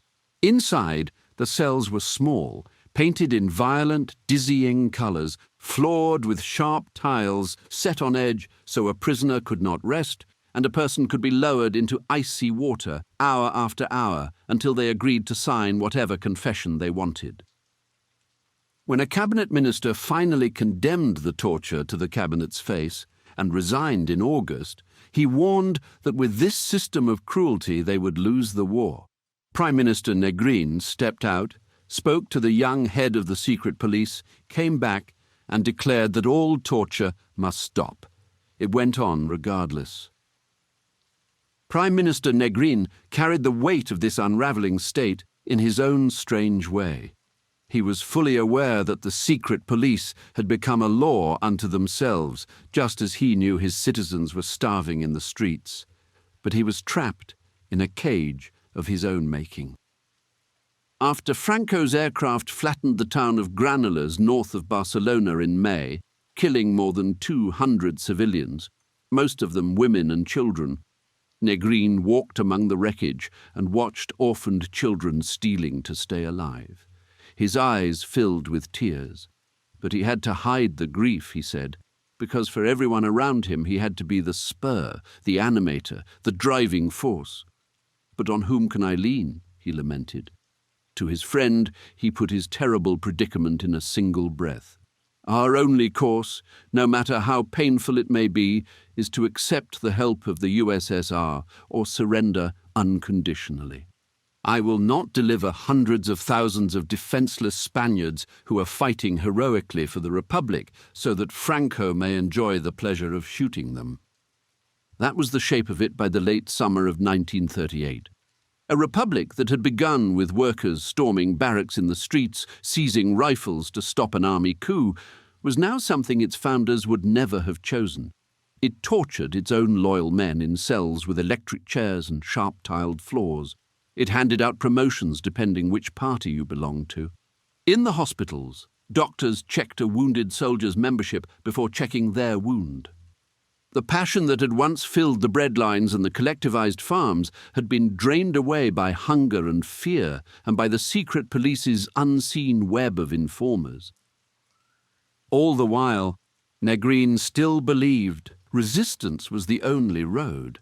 He was sure a wider European war was coming, sure the democracies would finally wake up and come to their aid. But at Munich, those same democracies were handing Franco's friend Hitler a piece of Czechoslovakia. The Soviet arms were slowing to a trickle, and Franco had close to 1 million men under arms. And so, in secret, the Republic prepared its last great throw of the dice, a massive crossing of the river Ebro, with every communist division commander already in place along the bank. Chapter 12. The Bitter End.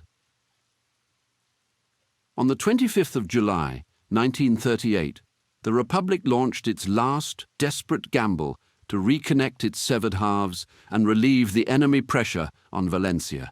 Under cover of darkness, 80,000 Republican soldiers slipped across the Ebro River on boats and pontoon bridges. It was the opening of the largest, bloodiest battle of the war.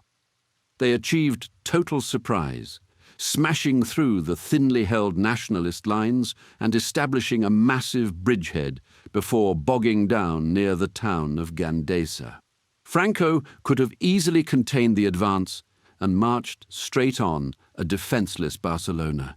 Instead, true to his obsession with annihilation, he chose a war of absolute attrition. For 4 agonizing months, the armies ground each other to pieces in the rocky, coverless hills. Franco ordered the dams on the Pyrenean tributaries open to trap the Republicans against the swollen river, while 500 cannons fired more than 13,000 rounds into their positions every single day. But it was also a battle fought for a cynical illusion. Enrique Castro, a man deep inside the Communist Party's inner circle, saw the cold arithmetic behind it.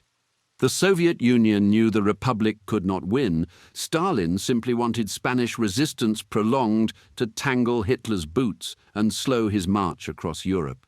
Spain had become nothing more than a speed bump on the road to Moscow. By November, after enduring sweltering heat, relentless bombardment, and the bitter realization that the Western democracies had just abandoned them at the Munich conference, the Republicans were broken. Every yard of captured ground was surrendered again as the remnants of the army retreated across the river. Somewhere between 60 and 70,000 Republican men and women lay dead or wounded. The last reserves of the Republic had drained away into the water and the hills. Franco seized his chance, and on the 23rd of December, he threw the mechanized weight of his army at Catalonia. Barcelona was now firmly in his sights. Among the officers who were now falling back towards Barcelona was Timoteo Ruiz. He was 17 when we last saw him being wheeled into Madrid on the back of a lorry, but he was a lieutenant now, 19. He'd even been decorated for bravery at the Battle of the Ebro, and was about to learn what the Republic had spent to get there. As Franco moved on Barcelona, the Communist command pulled Timoteo out of the line and sent him into the city to raise a new company and hold the Bruck Pass. But when Timoteo walked into the Carlos Marx barracks to inspect his new recruits, his heart sank. These were not the fierce, fiery volunteers of 1936. They were older men, specialists who had been exempted from the draft until now, most of them married. When the unit formed up to march out, the courtyard filled with wives and children who held on to them and wept without any attempt to hide it. Barcelona itself unsettled him more than the recruits did. 2 years earlier, the people of Madrid had built barricades with their bare hands, unified by revolutionary fervor. Here, Timoteo found only exhaustion and a cold, suffocating apathy. Oh, when this finishes, the peasants would sigh to him. They didn't even care who won anymore, Timoteo realized. They just wanted the bombing and the starvation to stop. The endless political purges, the secret police, and the crushing of the anarchist collectives had fatally sapped the people's spirit. The Republic had strangled its own revolution to build a conventional war machine, and now that machine was sputtering to a halt. Timoteo managed to get his reluctant men to the front, and to his surprise, once the bullets started flying, they fought bravely. But it was a doomed, fighting retreat. Day after agonizing day, Timoteo's unit held the line under blistering artillery fire, only to fall back under the cover of darkness. Then, on January 26, 1939, Barcelona fell without a fight worth the name. In the dead of night, Catalan President Luis Companys drove through the centre of town to say a final farewell to the government palace. The man who rode with him remembered a terrible, absolute silence hanging over the capital, while high above them, the vanguard of Franco's army had already reached the peak of Mount Tibidabo, looking down on the darkened streets. When the fascists marched in the next morning, they moved through a ghost town.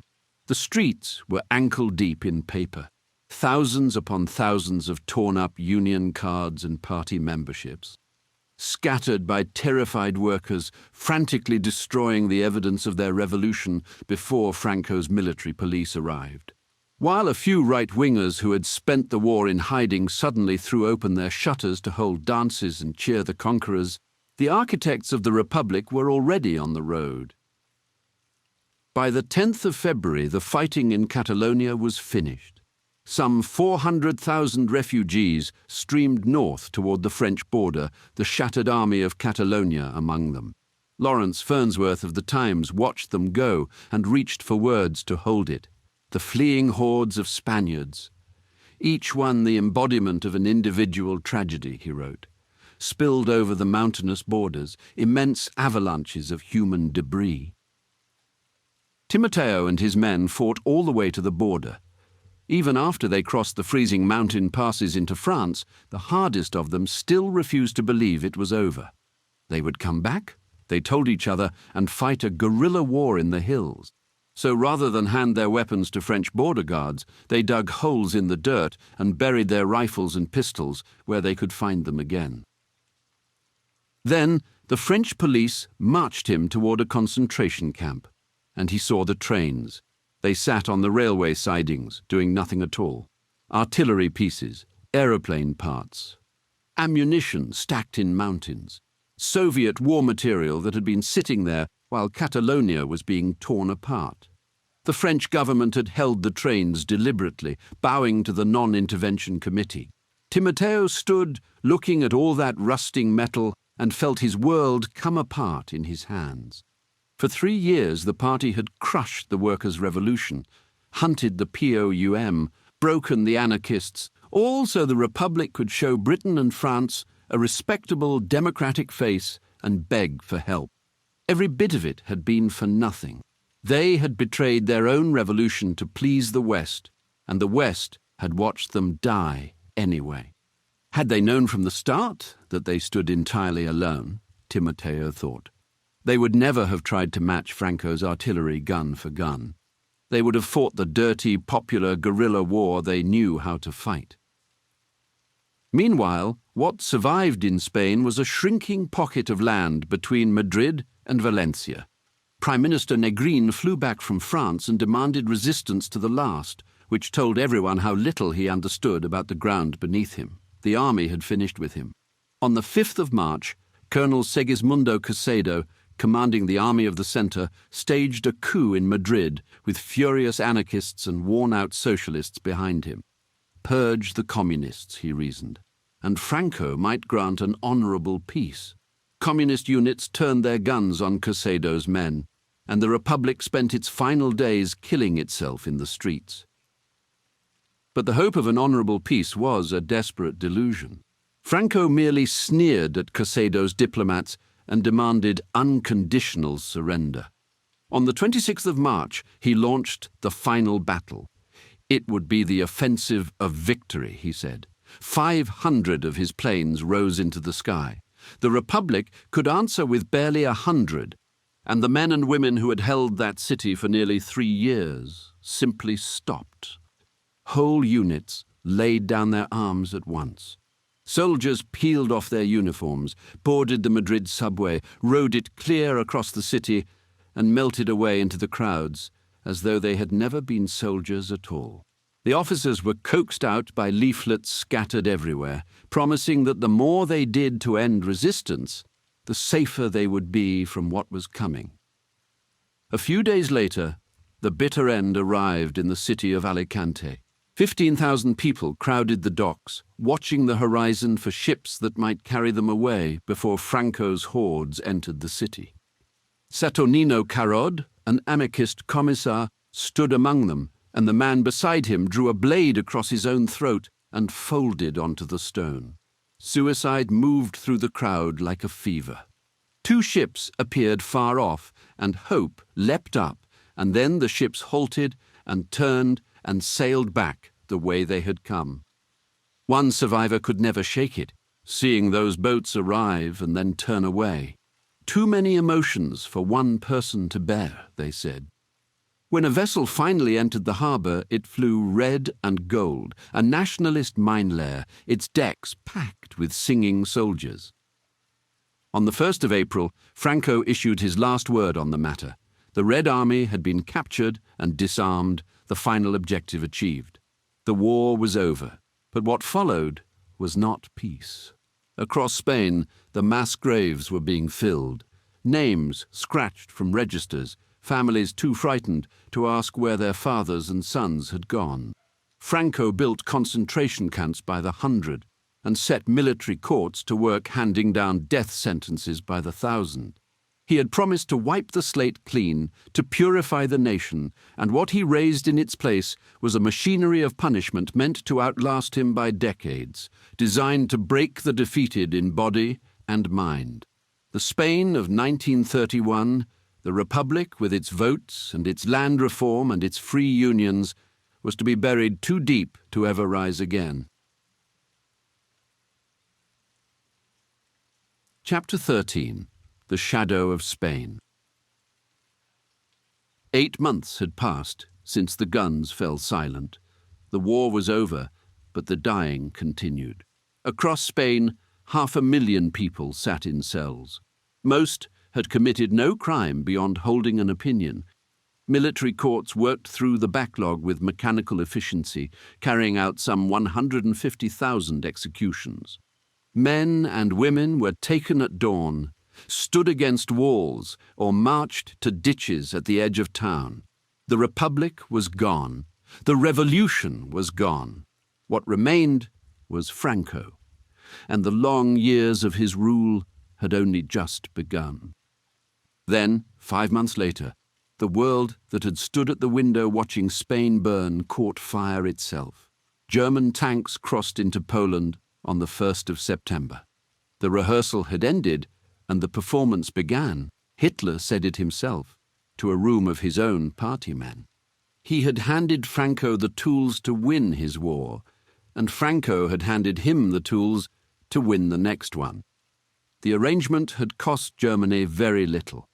In exchange, the Wehrmacht received something no training ground could offer: real targets, real casualties, and real cities to work on. The airmen who flattened Warsaw had already learned their trade over Guernica. The officers who would drive the panzers through France worked out how to marry aircraft to armour on the dry plains of Aragon. Spain was where the thing was built and tested. The democracies that had refused to name the danger were about to meet it themselves. Britain and France had blockaded the Republic while calling it peacemaking, and now they collected what they'd paid for. Non-intervention had been a lesson, and Hitler had been an attentive student. He learned that London and Paris would not fight. He learned that they would wrap their fear in the language of principle and hand over a lawful government while congratulating themselves on their restraint. So when he moved into the Rhineland, and later into Austria, and later still into the Sudetenland, he already knew what the answer would be. Nothing. They had shown him in Spain. Underneath it all sat something simpler. The men who governed those liberal democracies were more frightened of the Spanish Revolution than they were of fascism. A general who believed in order and property was a man they could understand, because they believed in those things too. Workers running their own factories was another matter entirely. That threatened the arrangement itself. The one British diplomat who put the whole thing into a single sentence is worth repeating. In a civil war, a man stands by his own class. The volunteers had worked this out long before the foreign ministries did. The international brigades were full of Germans and Italians who had already fled their own dictatorships, along with the French, the British, and the Americans who crossed borders and oceans because their governments would not. They understood exactly what Spain was. They were the first anti-fascist soldiers of the Second World War, fighting it several years before anyone gave it a name. Alva Bessie arrived in January of 1938. He was a writer from New York, a man of the left who had watched the world tilt toward disaster and found he could not keep watching. He joined the Abraham Lincoln Battalion. He fought bravely at the Battle of the Ebro. And he went home carrying the knowledge that his own State Department had kept the arms embargo in place while German and Italian pilots reduced the Republic to rubble. The men in the brigades understood who they were up against. Franco was only part of it. Behind Franco stood the polite silence of their own capitals. What they came to see was that fascism does not get beaten by the liberal order, because the liberal order will take fascism over the alternative every time. It shatters only against the absolute refusal of anti-fascists willing to stand in its way. George Orwell brought home a version of the same education. He had crossed into Spain to fight fascism and discovered that the anti-fascist side contained people perfectly willing to murder their own allies to satisfy Moscow. He watched the Marxists' leadership vanish into secret prisons. He watched friends branded as agents of Franco for the crime of criticizing Stalin. What he took away from it would take the rest of the world decades to arrive at, that the fight against fascism contained inside itself another fight against the authoritarianism nesting in the anti-fascist alliance. "I have seen wonderful things," he wrote, "and at last really believe in socialism, which I never did before."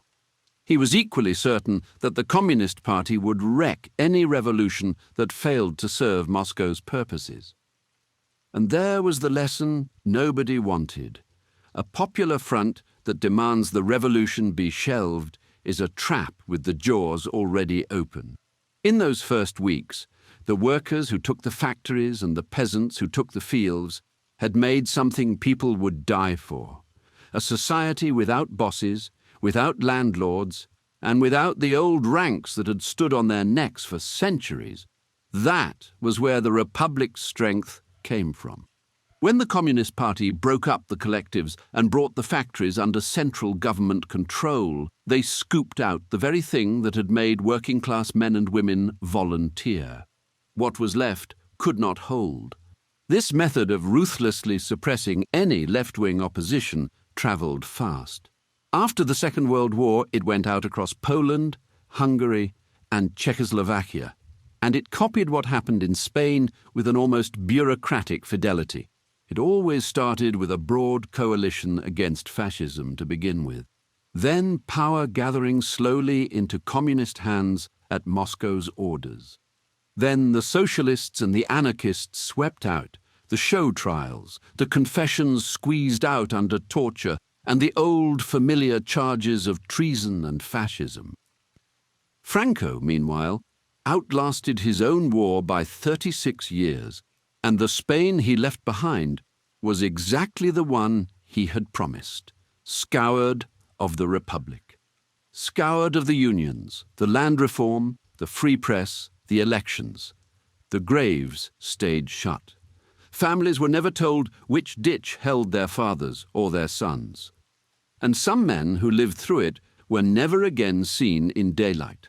The Spanish called them topos, moles, because they hid from the squads that came hunting after dark. They sealed themselves behind false walls and trapdoors in their own kitchens, while their wives and children went on living overhead as though the house had lost a man. One of them stayed down there 38 years. He kept a shotgun beside him in the dark, not for the fascists, but for himself, in case they ever found the door. When Franco finally died and Spain began the delicate business of becoming a democracy again, the country made a bargain with itself. They called it the Pact of Forgetting. Everyone would agree to look forward. The judges stayed on their benches. The police kept their uniforms and their pensions. The bureaucrats who had processed denunciations kept processing paperwork, only now for a parliamentary state.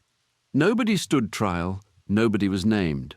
Spain got its liberal democracy, and the price on the ticket was its memory. 4 decades of killing and torture were simply folded up and put away, and for a very long time the whole country obliged. The historian Paul Preston gave the name the Spanish Holocaust, and the size of the word is right. What Franco unleashed was no ordinary wreckage of a state falling apart, but a designed and calculated system with one singular purpose: to wipe out an entire culture, to put an end to the Republic, and everything that had grown inside it, the unions, the reading rooms, and the landless labourers of the South. Their only crime had been the unforgivable sin of imagining a life with no master over them. And yet, something of Franco outlived the man himself. The Spanish have a phrase for the residue: sociological Francoism, and it lives in the shrug you still hear in wide layers of Spanish society, the idea that the old man was not so bad, really, that there was order under him, that the streets were safe, and the economy grew. 80 years on, the engineering has held, and so the exhumations go on. In this year of 2026, there are still teams out in the fields with trowels and brushes, lifting bones from ditches, trying to match a jaw or a femur to a name, while the descendants of the men who put them there argue in courtrooms that the dead should be left where they are. The war finished in 1939, but the silence after it is not yet finished. Fascism is now rising again, in different uniforms and under different flags, but running on the same engine: that some people are not quite people, that order weighs more than justice, and that the state exists to guard property and the men who hold it. The generation of 1936 would have known it on sight. They fought hard against it, even though they lost to it. But the other pattern survived too, and it deserves a harder look because it did not die when the Soviet Union did. The Stalinist habit of mind, demanding conformity, calling dissent betrayal, dressing a purge up as unity, was absorbed into liberalism, where it does the same work under a friendlier face. It asks for ideological surrender and calls it anti-fascism. It tells the radicals to shelve their demands until the coalition is safe, which is to say, forever. It reaches for the courts, the police, and the press whenever a movement gets close to capital. The communist newspapers once described the anarchist resistance in Barcelona as a fascist putsch, and you can hear the descendant of that sentence any time a liberal explains that a radical is really a useful idiot for the right. The fascist in the street was never the whole problem. The harder enemy is the man who insists you become nothing in order to beat him, which is precisely what the anarchists refused. In 1936, they walked into the factories of Barcelona and ran them with no bosses at all. In the villages of Aragon, they got rid of money and fed people by what they needed rather than what they had produced. The women of Mujeres Libres set up flying daycares so that mothers could get into the assembly halls and speak for themselves instead of being spoken for. None of it was a tactic to be traded away later. The revolution was the point. A society organized around domination stays a society organized around domination, even when the people doing the dominating are on your side. Their question is still sitting here in front of us. How do you fight fascism without turning into it? How do you build something strong enough to win and still worth belonging to? What kind of society is actually worth the trouble of living in? The men and women of Spain answered in the only currency that counts, which is their own lives, and their answer failed. That is where the story starts, rather than where it stops. Their shadow reaches through the decades up to the present. Their fascism is our fascism, and the choice they were handed, revolution or respectability, the world as they found it, or the world as they thought it might be, has been handed to us now. The rehearsal is finished, but the play is still running. That is where our story ends. If you've stayed with us all the way to here, thank you. It means a great deal. And once again, an enormous thank you to all our YouTube members and Patreons. Your support is the reason these videos exist. If you'd like to join them, you'll find the links in the description below. And if this episode moved you, please like, comment, and subscribe. It genuinely helps other curious minds discover the channel.